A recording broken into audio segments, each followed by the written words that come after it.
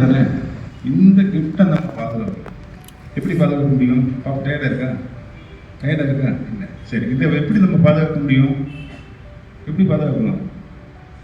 சரியான உணவு, சரியான தூக்கம், சரியான எக்ஸசைஸு, சரியான தாட்டு. மைண்ட் இருக்கு இல்லையா? மைண்டு பெரிய சோம்பேறி. சரியா விட்டாலும் தூங்கிடுவோம். நீங்கள் வேலை கொடுங்க, வேலை கொடுத்துட்டே இருங்க, ஷார்ப் ஆகிட்டே இருக்கும். நீங்கள் விட்டுட்டா ஒரு விஷயத்தை படிக்கிறோன்னு வச்சுருங்க, புரியல, சரி விட்டுருவோம். இவன் என்ன பண்ணுவான்? விட்டு தூங்கி வீடு அப்புறம் பார்த்துக்கலாம். இப்போ டிவியை பாரு, செல்ல பண்ணுங்க, திருப்பி போங்க, திருப்பி படிங்க, பிரெயின் பார்ப்போம். இல்லை இந்த பையன் பேர் என்ன? தம்பி பேர் என்ன? சந்திரபோஸ். வெரி குட், நல்லது, உட்காரு. சந்திரபோஸ், இந்த சந்திரபோஸ் நம்மளை விட மாட்டான், விடவே மாட்டான். அந்த பிரெயின் என்ன ஆகும்? ரொம்ப ஷார்ப்பாகும். நீங்கள் ஒரு விஷயத்தை 5 தடவை படிக்கிறீங்க, திருப்பி 7 தடவை படித்தா தான் புரியும். அதை அப்படியே கண்டினியூ பண்ணுங்கள். 6 தடவை படித்தா புரியும்.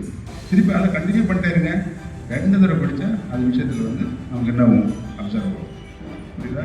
அப்போ நம்ம பிரெயினை தயார்படுத்துகிறோம், நம்ம உடம்பை தயார்படுத்துகிறோம், நம்ம மைண்டை தயார்படுத்துகிறோம், சிந்தனைகளை சிதறாமல் மைண்டை தயார்படுத்துகிறோம்.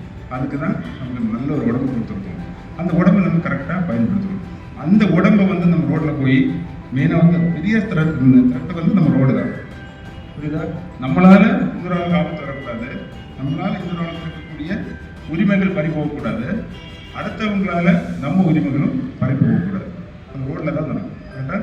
இப்போ நம்ம பாப்புலேஷன் ஏறிட்டு இருக்கு. 7 கோடிக்கு மேலே போயிடுச்சு. 7 கோடிக்கு மேலே போகிறது 14 கோடி 15 கோடிக்கு மேலே வெஹிக்கிள்ஸ் இங்கே வந்துடுச்சு. நம்ம ஈக்குவல் டபுள் வெஹிக்கிள்ஸ் வந்துடுச்சு.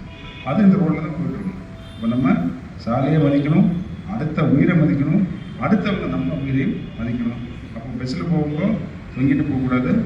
ஒன்று, டூ வீலர் போகும்போது ஹெல்மெட் வச்சுருக்கணும், பேரண்ட்ஸ் வச்சுக்கணும், நம்ம 4 பேர் போகக்கூடாது. ரோடில் ஏதாவது கிடந்தால் பழத்துளி, கல், வேறு நம்ம இந்த தீபாவளி டைமில் பூச்சணிக்கு கும்பிட்டு நடந்து போட்டுருவோம். கரெக்டு தானே? போடக்கூடாது. ஏன்னா நம்ம ஏதோ ஒரு பண்ணி கொண்டு போடுறோம். அது யாராவது டூ வீலர் ஓட்டிட்டு அதில் ஏற்றிட்டோன்னா கண்டிப்பாக ஆக்சிடென்ட் நடக்கும், ஸ்லிப் ஆகி கீழே வரும். இதெல்லாம் சின்ன விஷயங்கள் நான் பார்த்தோன்னு வச்சுருந்தேன். அதை என்ன பண்ணலாம்? எடுத்து ஓரமாக போடலாம். ஒரு பழம் சாப்பிட்டோம், அந்த புதிய ரோட்டில் போடக்கூடாது, எடுத்து ஓரமாக போடலாம். அதனால நம்ம செய்யக்கூடியது எதையோ ஒரு தலைமுறையை நம்ம பாதுகாப்போம். புரியுதா? ஒரு படத்தில் எடுத்து நம்ம ஓரமாக போட்டோன்னு வச்சுக்கோங்க, நம்ம என்ன போட்டணும். அதனால ஒரு தலைமுறையை நம்ம என்ன பண்ணுறோம்? பாதுகாக்கிறோம். யாரும் அதை ஏறி திருப்பி ஏதோ ஆபத்தாயிடுச்சுன்னா எத்தனையோ பேர் அந்த எத்தனையோ பிள்ளைகளுக்கு படிக்க முடியாமல் இருக்காங்க. எத்தனையோ பேரண்ட்ஸு ரொம்ப பண கஷ்டத்தில் போயிட்டாங்க, மன கஷ்டத்தில் போயிட்டாங்க. நம்ம சமுதாயம் என்ன ஆகும்? கீழே போயிடும் நம்ம சமுதாயம். புரியுதா? அதற்கு வேண்டி தான் உங்களுக்கு ஒரு அறிவுரை கொடுக்குறதுக்கு நம்ம இந்த நிகழ்ச்சிகள் பண்ணியிருக்கோம். புரியுதா? ரொம்ப நேரம் உட்கார வச்சு பேசியிருக்கோம். நம்ம வாழ்க்கையில் முன்னேறுவதற்கு பாதை தேவை, அதுபோல் குறிக்கோள் தேவை.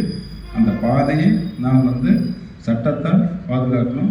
இரண்டாவதாக நாம் இயற்கையின் விதிகளாகவும் நாம் கற்றுக்கொண்ட பாடங்களாகவும் நாம் என்ன பண்ணணும்? நம்மளையே பாதுகாக்க வேண்டும்.